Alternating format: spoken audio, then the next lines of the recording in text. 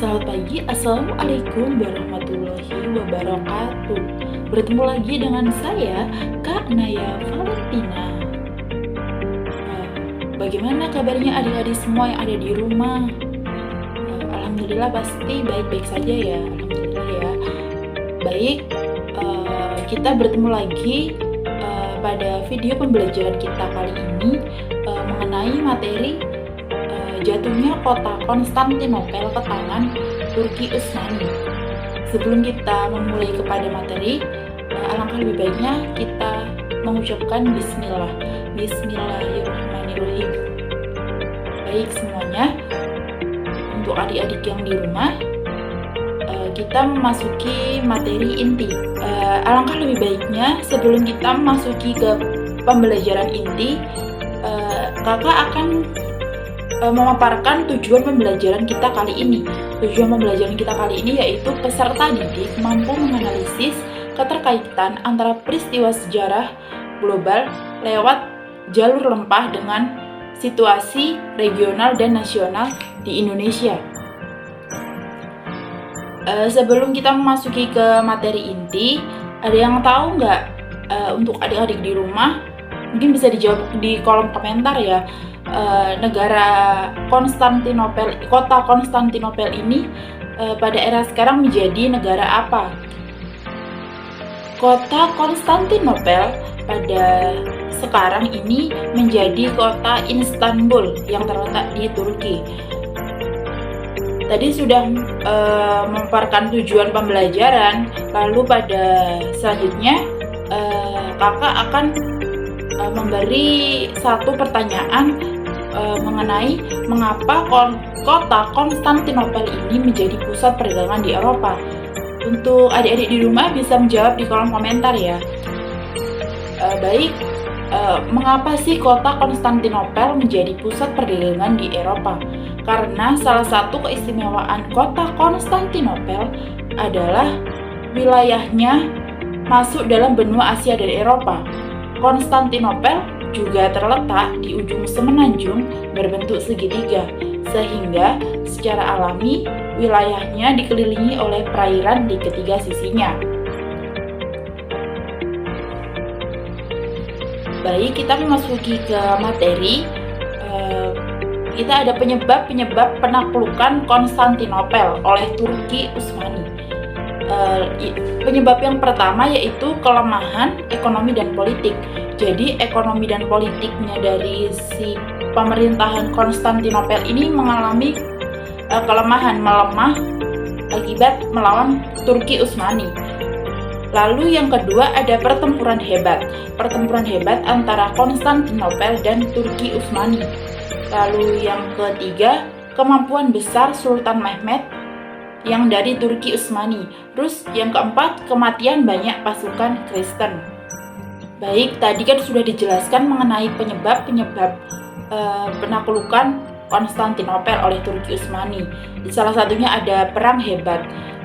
Perang menaklukkan Konstantinopel oleh Turki Utsmani ini dimulai pada 6 April 1453 Masehi. Pasukan Utsmani di bawah pimpinan Al-Fatih atau Sultan Mehmed yang berjumlah 150.000 pasukan dengan senjata-senjata raksasa seperti meriam basilika. Pertempuran Konstantinopel pada tahun 1453 berlangsung di darat, di laut, dan bawah tanah. Pertempuran darat terjadi di sekitar benteng Konstantinopel. Puncak dari penaklukan Konstantinopel terjadi ketika Al-Fatih atau Sultan Mehmed memutuskan untuk memindahkan kapal perang Utsmani dengan jalur darat untuk menghindari rantai-rantai bawah laut yang dipasang oleh Bizantium Romawi. Pada tanggal 29 Mei 1493, Al-Fatih bersama pasukan Utsmani dapat menaklukkan Konstantinopel secara keseluruhan. Jadi dapat disimpulkan bahwa jatuhnya Konstantinopel ke tangan Turki Utsmani ini pada tahun 1453, tepatnya pada tanggal 29 Mei pada tahun 1453. tadi kan sudah dijelaskan mengenai peperangannya, lalu penyebabnya, proses peperangannya maksudnya, lalu penyebab dari kota Konstantinopel ini mengalami keruntuhan atau berada di tangan Turki Utsmani. Lalu pasti kalau ada penyebab pasti ada akibatnya ya. Jadi akibat jatuhnya Konstantinopel ini ada dua, bisa dilihat dari bagi Eropa, lalu yang kedua ada bagi Indonesia. Untuk jatuhnya bagi Eropa ini, sebelum jatuhnya ke tangan Turki, kota ini merupakan pusat perdagangan penting yang menjadi jalur dagang dari Asia ke Eropa. Namun setelah kota tersebut ditaklukkan oleh Turki Utsmani melarang para pedagang Eropa untuk beraktivitas dan memonopoli perdagangan Eropa dengan Asia. Lalu akibatnya jalur perdagangan rempah-rempah dari Asia ke Eropa terputus. Selain itu, pedagang Eropa juga tidak bisa membeli rempah-rempah yang diperdagangkan di kota Konstantinopel yang saat itu dikuasai oleh Turki Utsmani. Baik itu merupakan dampak atau akibat dari jatuhnya kota Konstantinopel ke tangan Turki Utsmani bagi Eropa. Salah satunya yaitu perairan samudra. Lalu akibat dari jatuhnya Konstantinopel bagi Indonesia ini adalah jatuhnya Konstantinopel ke tangan Turki Utsmani juga memberi dampak bagi tanah air, yaitu datangnya bangsa barat ke Indonesia seperti Portugis, Belanda, Inggris, dan Spanyol. Peristiwa sejarah yang terjadi di Eropa dan menandai terbukanya hubungan dagang antara Eropa dengan Indonesia adalah jatuhnya Konstantinopel. Tadi sudah dipaparkan mengenai bangsa barat yang datang di Indonesia, ada Portugis, Spanyol, Inggris, dan juga Belanda. Lalu negara pertama yang mendarat di Indonesia, tepatnya di Malaka, adalah Portugis.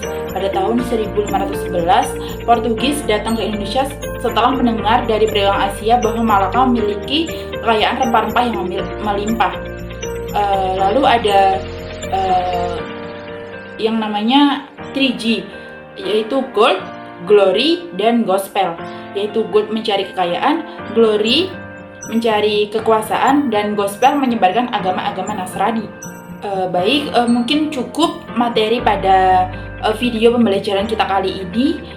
Jadi bisa disimpulkan jatuhnya kota Konstantinopel ke tangan Turki Utsmani ini terjadi pada tanggal 29 Mei 1453. Lalu terjadi banyak dampak-dampak bagi Eropa dan bagi Indonesia. Salah satunya bagi Eropa yaitu orang-orang Eropa melakukan pelayaran ke samudra untuk mencari rempah-rempah. Lalu untuk bagi Indonesia akibatnya yaitu dengan kedatangannya bangsa barat ke Indonesia, maka terjadilah yang namanya kolonialisme dan imperialisme. Untuk pembelajaran selanjutnya kita akan membahas kolonialisme dan imperialisme pada video pembelajaran selanjutnya. Lalu untuk video pembelajaran kita kali ini kita cukupkan sampai di sini. Sampai jumpa di video pembelajaran selanjutnya. See you next time. Dadah.